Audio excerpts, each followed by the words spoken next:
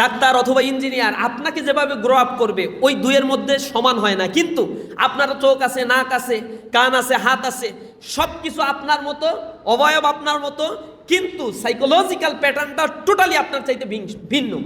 সে এত হিংস্র হয়, একজন মানুষকে সে হত্যা করে ফেলছে, সে এত হিংস্র হয়, দানবের চাইতে কোনো অংশে সে কম না। কিন্তু আপনার ভিতরে ওই কাজগুলো করতে গেলে প্রচণ্ড ট্রমাটাইজ হয়ে যান, প্রচণ্ড ভয় লাগে। এটা হচ্ছে একটা শিক্ষার মধ্য দিয়ে এক একজন মানুষ এক এক প্যাটার্নে গ্রো আপ করে, আর এটাকে রিস্ট্রাকচারিং করা দরকার হয়। যখন এটা মানুষ সঠিক শিক্ষা পায় না, তখন একজন মানুষ মোর ডেঞ্জারাস দ্যান আ লায়ন, একটা হিংস্র প্রাণীর চাইতেও ভয়ঙ্কর আকৃতি ধারণ করতে পারে। কিভাবে একটা মানুষ একটা মানুষকে হত্যা করতে পারে, একটা মানুষের সম্পদ লুটপাট করতে পারে, কিভাবে বাবা মা মারা যাওয়ার পরে তার সন্তান বাবা মায়ের লাশ দাফন কাফন না করে সম্পদের ভাগ বাটোয়ারা করার জন্য মারামারি করতে পারে দুই ভাই। বাংলাদেশে তো তাই হচ্ছে সিনারিও। এলাকার মানুষেরা 5 টাকা 10 টাকা করে উঠিয়ে ওই লাশের দাফন কাফন করে, কিন্তু ওই সন্তান তার বাবা আর মায়ের লাশ দাফন কাফন করতে চায় না, কারণ তার সম্পত্তির ভাগ বাটোয়ারার নিষ্পত্তি হয় নাই। তাই এগুলোও তো মানুষ।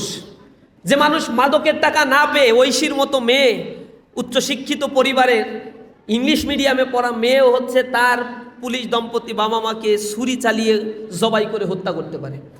মাদকের টাকা না পেয়ে মায়ের গায়ে অস্ত্র নিয়ে আঘাত করতে যায়, মা হাত পা ধরে ছেলেকে বলে যে আমার মারিস না, যা আছে টাকা সব দিচ্ছি তোকে। এত হিংস্র একটা মানুষ হয়। আবার আপনি এগুলো কল্পনাও করতে পারেন না।